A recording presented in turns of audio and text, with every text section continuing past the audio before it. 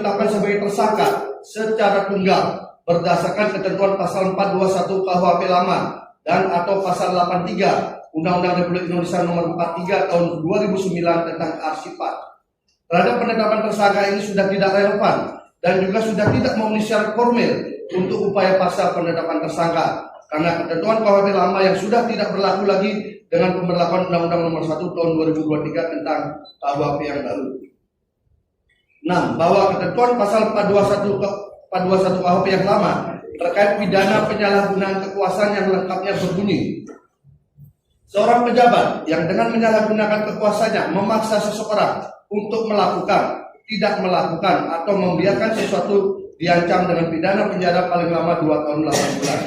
Sementara pasal 421 KUHP yang baru bukan tentang penyalahgunaan kekuasaan, tetapi tentang memudahkan percabulan dan persetubuhan, di mana lengkapnya bunyi pasal 421 adalah jika tindak pidana sebagaimana dimaksud dalam pasal 419 atau pasal 420 dilakukan sebagai kebiasaan atau untuk menarik keuntungan sebagai mata pencarian, pidananya dapat ditambah sepertiga.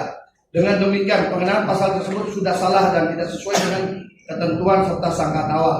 Di samping itu, termohon tidak pernah menguraikan secara konkret adanya perbuatan pemaksaan yang dilakukan pemohon, baik mengenai subjek yang dipaksa, bentuk pemaksaan maupun hubungan kausal antara tindakan pemohon dan akibat yang dituduhkan. Dengan demikian, unsur 421 KUHP lama tidak memenuhi syarat, sehingga penerapan pasal tersebut sebagai dasar penetapan tersangka menjadi tidak sah menurut hukum.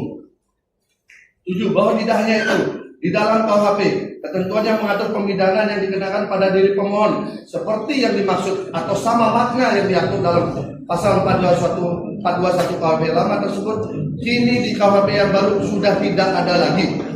Hal ini bisa dimaklumi karena tindakan administratif yang dilakukan pemohon sebagai aparatur sipil negara di pemerintah telah diatur dalam Undang-Undang Nomor 30 Tahun 2014 tentang administrasi pemerintahan. Sementara jika dikaitkan dengan penyalahgunaan kekuasaan yang bertujuan untuk memperkaya diri sendiri atau orang lain telah masuk dalam tindak pidana khusus korupsi seperti yang diatur dalam Undang-Undang Nomor 31 Tahun 99 tentang pemberantasan tindak pidana korupsi yang diubah dengan Undang-Undang Nomor 20 Tahun 2001 tentang perubahan atas Undang-Undang 3199 tentang pemberantasan tindak pidana korupsi.